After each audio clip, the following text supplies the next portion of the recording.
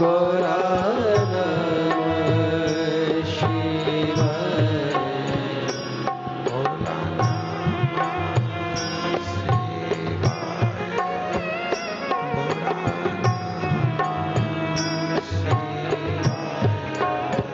भोला नमः शिवाय। भोला नमः शिवाय।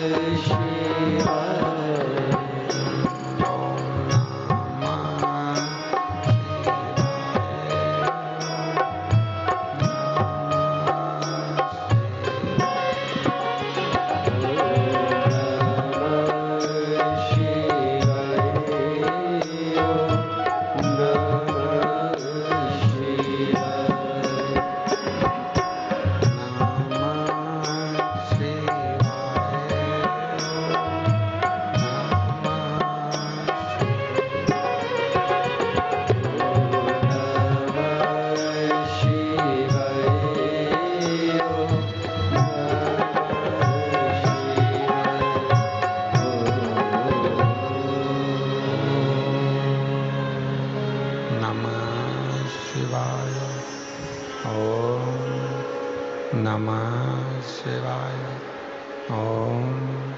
नमः शिवाय। विश्वनाथ भगवान की, महाकालेश्वर भगवान की, ओमकारेश्वर भगवान की, कुबेरेश्वर महादेव की। हर हर महादेव, हर हर महादेव, हर हर महादेव। काशी विश्वनाथ ओगरदानी, त्रिकालदर्शी, कैलाशी, अविनाशी, उनकी उदारता से गुरु पूर्णिमा महोत्सव के पवित्र अवसर पर 5 दिवसीय शिव महापुराण की कथा का दिव्य आयोजन आयोजित हुआ। कल गुरु पूर्णिमा महोत्सव सुबह 9 बजे शिव दीक्षा के साथ में प्रारंभ होगा। सभी देशवासियों को देवाधिदेव महादेव आपके हृदय में गुरु बनकर विराजमान हो, उसकी सभी देशवासियों को स्वागत, वंदन और बधाई। कथा के मुख्य यजमान श्री नेहल प्रज्ञेश पटेल जी, प्रीशा पटेल जी यूएसए से, श्रीमती मधु महेश कुमार राय जी इंदौर से, श्री संजय अग्रवाल जी ग्वालियर से, श्रीमती मीनाक्षी बाला साहेब कांटे जी संभाजी नगर से, श्रीमती हरवंती बाई पुत्री कृष्णाबाई मालाकर जी माथेला खंडवा से, श्रीमती अंजला अग्रवाल जी ऑनलाइन है लंदन से, श्री राकेश सिंह जी दुबई से, श्री जगत सिंह फुलवा सिंह जी मुंबई से। ये परिवार एक ऐसा परिवार है जो नित्य शिव जी की भक्ति में डूबना और बाबा की प्रत्येक कथा के यजमान बनना। आपके बेटा और बहू भी इतने शिव के भक्त हैं कि हर कथा में यजमान बनने के लिए बेटा और बहू भेज देते हैं। एक बार जोरदार ताली बजाकर साधुवाद कीजिए। सुभाष चंद्र रक्षा कटियार जी बेंगलोर से हैं।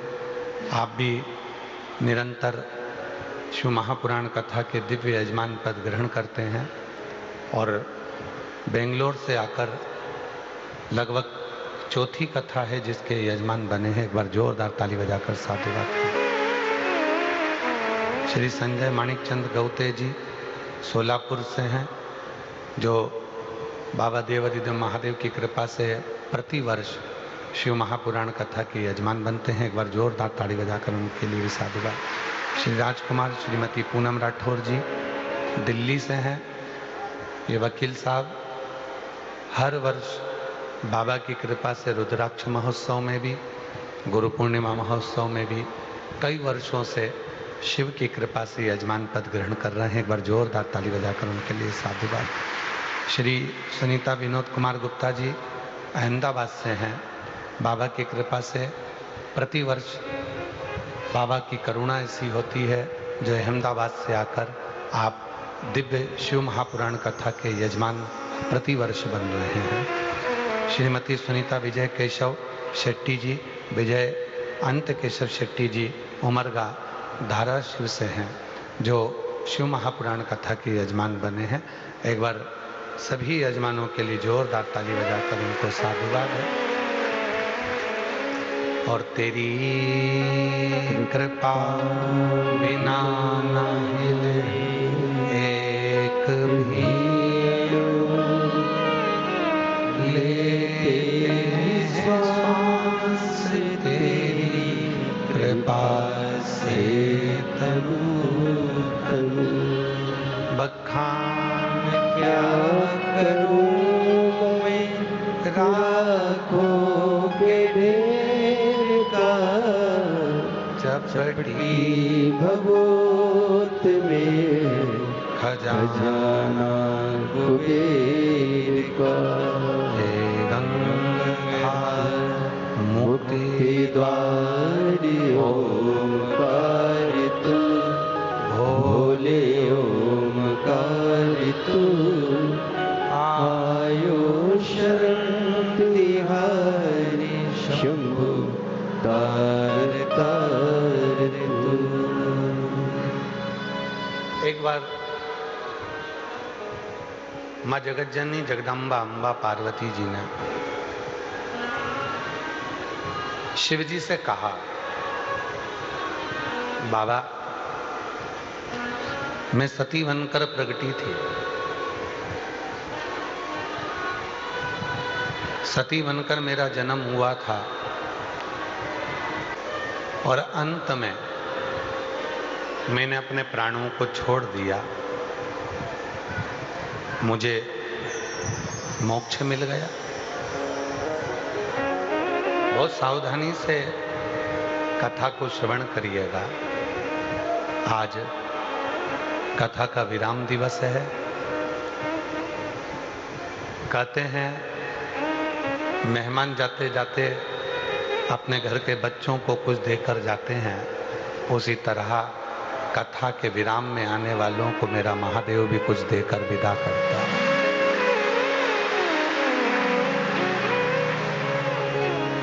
माँ पार्वती जी कह रही हैं कि मैं सती बनकर जन्मी और अंत में मैंने अपने पिता के द्वारा जब आपका अपमान देखा तो मैंने अपना शरीर छोड़ दिया, मैं मोक्ष पा ली। शिवजी ठाका लगाकर हंसे। भगवान शंकर खूब तेज मुस्कुराए, खूब हंसे। और देवादिदेव महादेव जब ठाका लगाकर हंसे, शंकर जी के चेहरे पर जब मुस्कुराहट थी, हंस रहे थे। पार्वती जी ने पूछा कि तुम क्यों हंस रहे हो? शिव जी कहते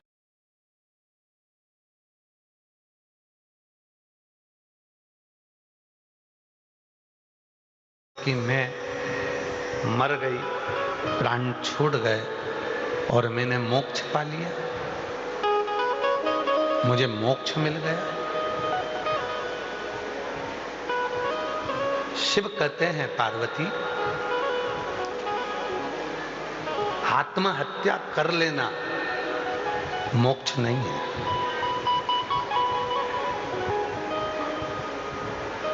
आत्महत्या कर लेना मोक्ष नहीं है। दुनिया से घबराकर, पढ़ाई से घबराकर, नौकरी नहीं मिल रही, सीए क्लियर नहीं हो रहा, नीट क्लियर नहीं हो रहा, मैं ऑफिसर नहीं बन रही, नीट क्लियर नहीं हो रहा या सीए क्लियर नहीं हो रहा, और हम कहीं से कर्जा ले लिए, वो कर्जा नहीं चूक रहा, कोई बहुत बड़ी तकलीफ आकर खड़ी हो गई, वो मिट नहीं रही, कोई केस हमारे जीवन में आ गया, वो मिट नहीं रहा, और आप अपने शरीर को छोड़ दिए आत्महत्या करने। शिव जी कहते हैं आत्महत्या करना ये मोक्ष नहीं है, इसको मोक्ष नहीं कह सकते।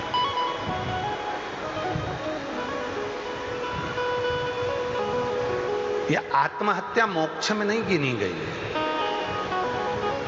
अपने प्राणों को छोड़ देना, जब अवस्था पूरी होगी, नौकरी पूरी होगी, तो रिटायरमेंट अपने आप मिलता है।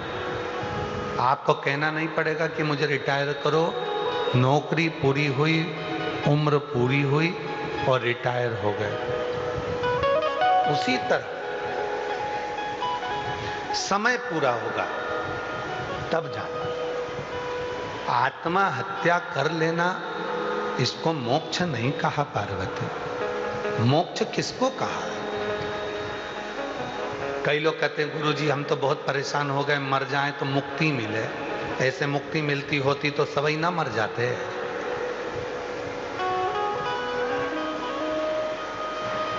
अगर ऐसे मुक्ति मिलती तो लोग तो मर जाते।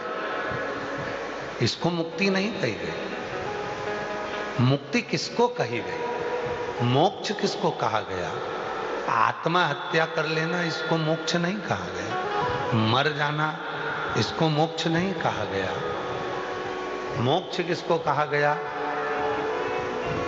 आत्महत्या करने की जगह अपने भीतर के अहंकार का, अपने भीतर के काम का, अपने भीतर के क्रोध का, अपने भीतर के लोभ का, अपने भीतर की आसक्ति का, अपने भीतर की वासना का हत्या कर देना, इसको मोक्ष कहा गया। अपने भीतर की जो आसक्ति,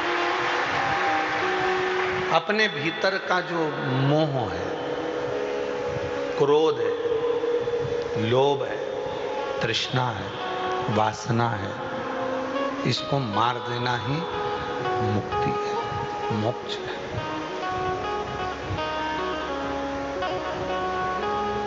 और शिव का भक्त तो, अगर कोई शंकर भगवान का सच्चा भक्त है ना, तो वो मरना ही नहीं चाहता। लंकापति रावण को देखो, शंकर का भक्त था, मरना ही नहीं चाह रहा था, मेरे को मरना ही नहीं। शिव का भक्त मरना नहीं चाहता।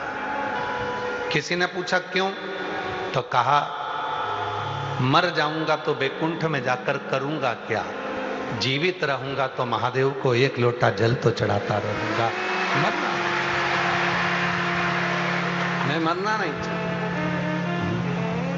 जब भी जन्म मिलेगा सेवा करेंगे तेरी, जब भी जन्म मिलेगा सेवा करेंगे तेरी। कहते तुमसे बाबा शरण पड़ेंगे तेरी, कहते तुमसे बाबा शरण पड़ेंगे तेरी। देना साथ हमारा बाबा, बन के तुम साथी। देना साथ हमारा बाबा, बन करके तुम साथी। बम बम भोला हमारा तुम्हारा, तुम्हारा बम बम भोलानाथ हमारा तुम्हारा, तुम्हारा हमारा। जन्म मिलेगा सेवा करे, जब भी जन्म मिलेगा सेवा करेंगे तेरी। कहते तुमसे बाबा शरण पड़ेंगे तेरी। कहते बाबा बाबा शरण रहेंगे तेरी। ना साथ हमारा बाबा बन कर के तुम साथी, देना साथ हमारा बाबा बन कर के तुम साथी। बम बम भोलानाथ है हमारा तुम्हारा, तुम्हारा हमारा। हम आपके हैं, आप हमारे हो। शिव का भक्त, शंकर भगवान का उपासक मरना नहीं चाहता। वो भीतर के अहम को, भीतर की तृष्णा को, भीतर की आसक्ति को, भीतर के काम को, भीतर के लोभ को भीतर की भीतर मार देता है। मार, मोक्ष नहीं है आत्महत्या कर लेना। आत्महत्या को मोक्ष नहीं कहा गया, मुक्ति नहीं कही गई।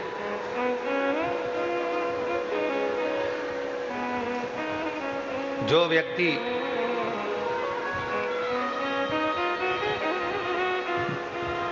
दिन की ड्यूटी नहीं कर पाता तो उसको रात की ड्यूटी में लगाया जाता है। अगर उसने 3 घंटे की ड्यूटी करी और जो समय बचा तो उसके ओवर टाइम कराया जाता है। अगर हम और आप विचार करें कि मृत्यु आने पर मोक्ष मिल जाएगा तो ये गलत है। इसको मोक्ष नहीं कहा गया। मोक्ष किसको कहा गया? भीतर के अहंकार को मार देना। कई बार ऐसा भी होता है कि ऊंचे ऊंचे पद पर बैठ जाते हैं और अपने भीतर के अहम को नहीं मार पाते।